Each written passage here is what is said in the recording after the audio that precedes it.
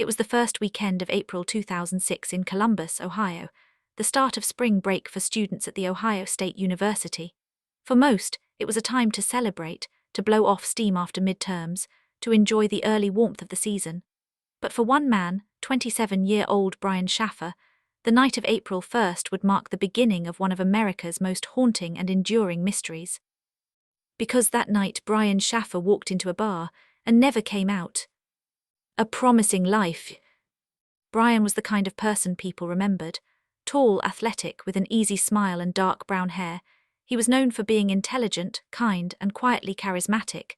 He was in his second year of medical school at Ohio State, a demanding program that left him little time for anything but studying and sleeping. Yet, even in the midst of exhaustion, he always made time for the people he loved. His friends described him as laid-back but ambitious, someone who didn't take himself too seriously, but who was driven by a clear sense of purpose. He loved music, especially Pearl Jam, and had a creative side that contrasted with his scientific career path. He talked openly about wanting to start a band someday or maybe travel the world before settling down. He was also deeply in love. His girlfriend, Alexis Wagoner, was a fellow medical student. They had met in class and their relationship quickly became serious. They often studied together, supported each other through long nights of coursework, and shared plans for the future. In fact, just days after Brian disappeared, they were supposed to fly to Miami, Florida, for a much-needed vacation. Alexis had even packed their bags. But beneath Brian's calm, easygoing demeanor, there were signs of emotional strain. Only a few weeks earlier, his mother, Renee Shaffer, had passed away after a long battle with cancer. Her death had devastated him. Though he tried to keep moving forward, friends later recalled that he seemed quieter, more withdrawn in the weeks leading up to April 2006. His father, Randy Shaffer, would later say that while Brian appeared to be handling the grief, he wasn't sure his son had truly processed it. The night out. On Friday, March 31st, Brian finished his final exams and decided to unwind. He met his father for dinner at an Outback steakhouse around 6 p.m. The two talked about the upcoming Miami trip, about Brian's classes, and about life after his mother's passing. Randy said Brian seemed tired, exhausted, even but otherwise in good spirits. When they hugged goodbye that evening, Randy had no idea it would be the last time he'd ever see his son. Later that night, around 9 p.m., Brian called his friend William Clint Florence. The two had been close for years and often went out drinking together. Brian suggested they go bar hopping to celebrate the start of break.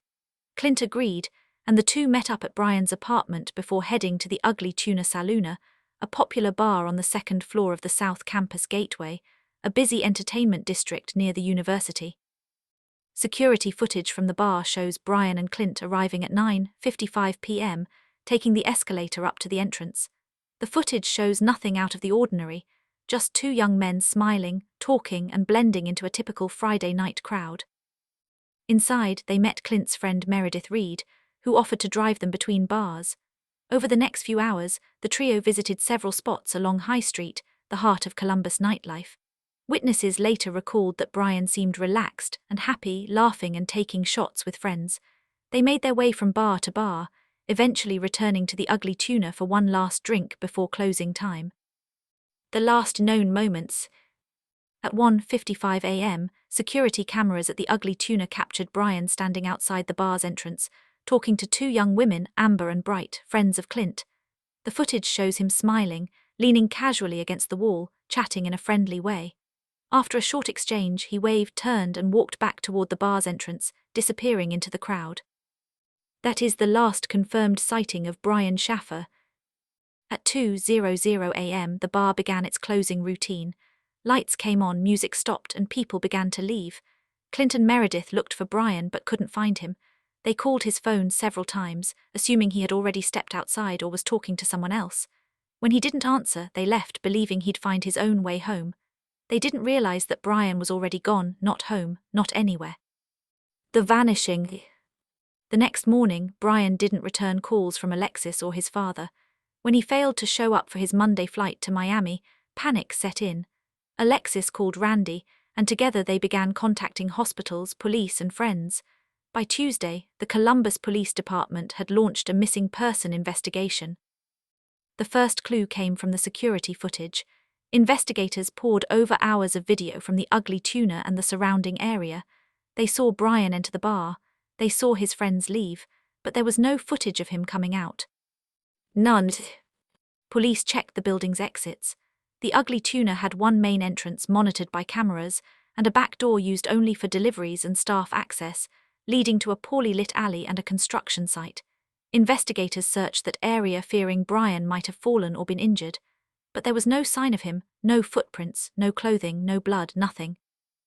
They expanded the search radius. Dozens of officers, volunteers, and even K9 units combed the nearby streets, parking lots, dumpsters, and buildings. Helicopters scanned the area from above. Divers searched the Olentangy River, which ran just blocks away. The search stretched for weeks and turned up nothing. The investigation. At first, police considered several possibilities. One's foul play. Could Brian have been attacked inside or near the bar? The bar was busy and fights weren't uncommon, but there were no reports of a disturbance that night and no witnesses saw any altercation. The staff and bouncers all cooperated with police. The building was thoroughly searched. Still, no physical evidence was found. 2. An accident. The area behind the bar was under construction, an open pit, scaffolding and rebar. Some believed Brian might have wandered into the site and fallen into a hidden crevice or hole, perhaps later covered by debris. But search teams inspected every inch of the site and found no trace. 3. Voluntary disappearance. A more unusual theory began to surface, that Brian had chosen to disappear. He was grieving his mother, tired of medical school, and perhaps yearning for escape. His love for Pearl Jam, especially songs about loss and freedom, led some to believe he might have staged his own disappearance, but those who knew him best rejected that idea. Brian was excited about the Miami trip, still close with his family, and had shown no signs of suicidal or escapist behavior. Suspicion and silence. As the investigation continued, police began interviewing everyone who had been with Brian that night.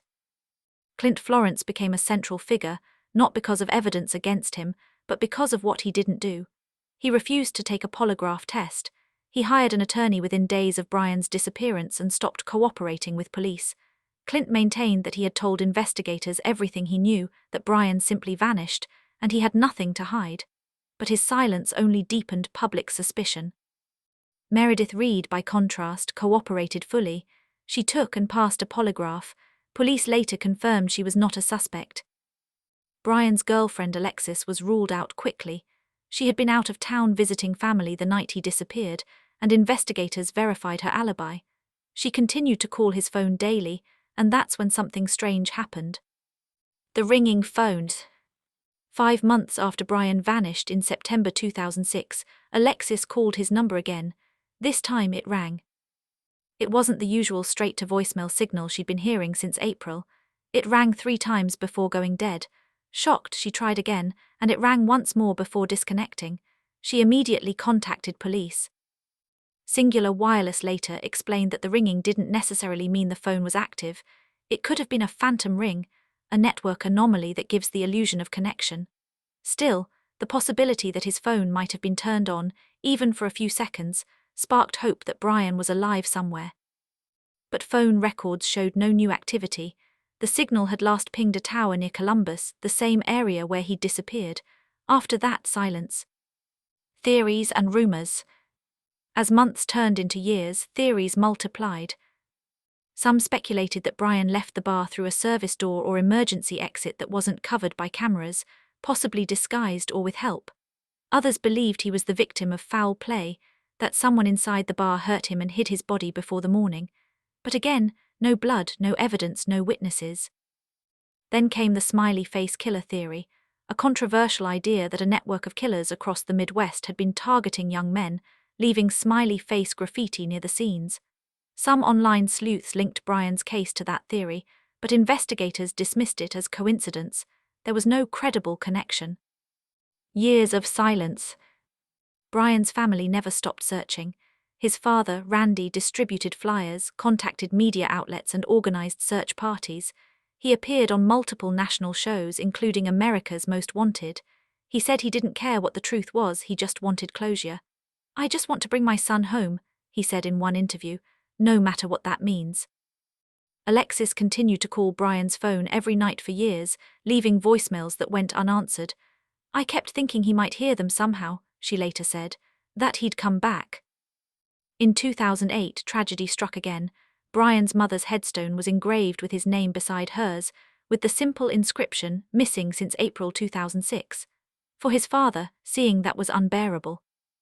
In 2019, Randy Shaffer was killed in a freak accident when a storm brought down a tree onto his home in Baltimore, Ohio. With his death, much of the family's private search ended. Brian's younger brother, Derek, later said, "My dad always hoped someone would walk into a police station one day and say, 'I know what happened,' but that day never came." An open case. To this day, the Columbus Police Department considers the disappearance of Brian Shaffer an open and active investigation. His missing person case remains one of the most baffling in U.S. history. Detectives have revisited the original security footage countless times. Technology has improved, allowing for higher resolution analysis, attempts at facial recognition, and enhanced imaging, but nothing new has surfaced. Every person visible on camera that night has been identified except for Brian. The bar itself has since changed ownership and names. The once bustling South Campus gateway is quieter now, but for many, it's haunted not by ghosts, but by a question that still has no answer. How could a man simply vanish under the eye of surveillance in a crowded public space? Legacy of a mystery. Brian's case remains a cornerstone of internet true crime communities. Thousands of amateur detectives have examined maps, videos, timelines, and interviews, looking for something the police might have missed. Theories range from plausible to outlandish, everything from abduction to witness cover-up to intentional disappearance. But through all the speculation, one fact remains unshaken. There is no evidence, no financial transactions, no passport use, no confirmed sightings. It's as if Brian Shaffer ceased to exist at the moment he stepped out of frame. Even now, nearly 2 decades later, people visit online forums, podcasts, and documentaries dedicated to the case. The image of Brian smiling in that final frame, seconds before he vanishes from camera, has become one of the most chilling snapshots in true crime history. A bright, promising young man, gone without a trace. A family left with grief and no answers. And a question that still echoes through every investigation board and every episode that dares to tell his story. How does someone walk into a bar and never come out,